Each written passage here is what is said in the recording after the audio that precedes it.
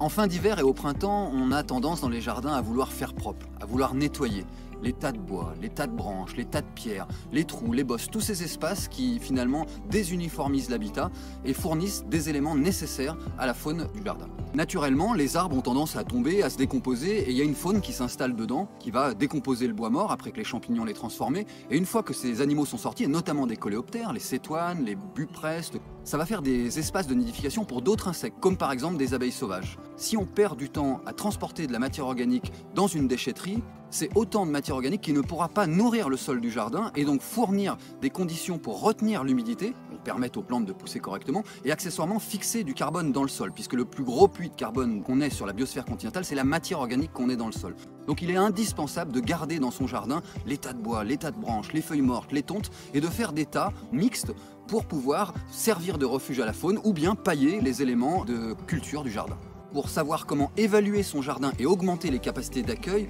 on vous invite à rejoindre l'application Pollinisation.